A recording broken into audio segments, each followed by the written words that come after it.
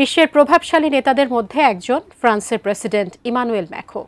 এত ক্ষমতাধর ব্যক্তি হয়েও স্ত্রীর কাছে নতজানু তিনি।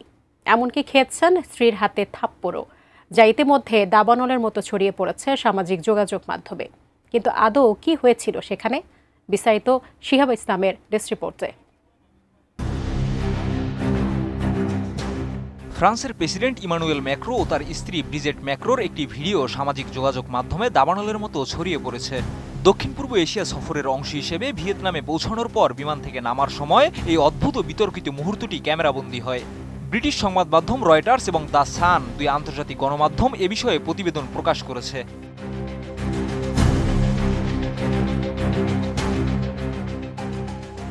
ভিডিও ফুটেজে দেখা যায় প্রেসিডেন্টিয়াল বিমানের দরজা দিয়ে বের হচ্ছেন Emmanuel Macron.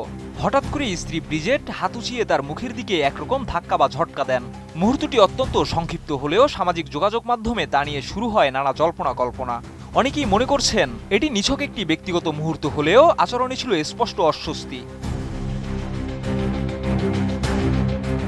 Design, elegance, beauty, সেরা পণ্য সবার জন্য জেভিকো। পরবর্তীতে ম্যাক্রো তার স্ত্রীর হাত ধরার চেষ্টা করলেও ব্রিজিট তা এড়িয়ে যান এবং নিজেই হ্যান্ডেল ধরে নামতে থাকেন।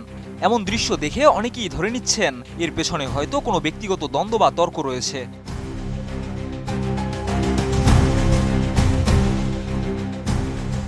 দ্য সানের প্রতিবেদনে বলা হয়েছে, ভিডিওর আগে বা পরে প্রেসিডেন্ট দম্পতির মধ্যে একটি বিস্ফোরক তর্ক হয়েছে বলে ধারণা করা হচ্ছে। যদিও শুরুতে ফরাসি প্রেসিডেন্টের সরকারি বাসভবন এলিসি প্যালেস ভিডিওটিকে ভুয়া বলে দাবি করে, পরে ফরাসি গণমাধ্যমের বিভিন্ন সূত্র ভিডিওটির সত্যতা নিশ্চিত করে।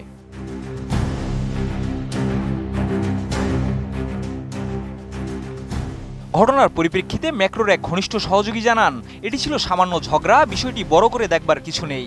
আরেকজন কর্মকর্তা জানিয়েছেন, দম্পতিটি একে অপরের সঙ্গে কেবল রসিকতা করছিলেন।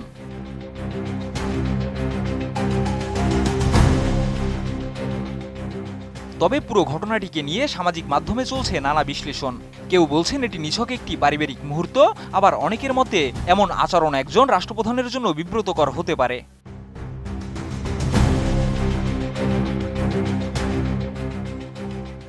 সত্যতা যাই হোক না কেন, ভিডিওটি ইতিমধ্যেই কোটি দর্শকের নজর কেড়েছে এবং অনলাইন প্ল্যাটফর্মে চলছে তীব্র আলোচনা সমালোচনা।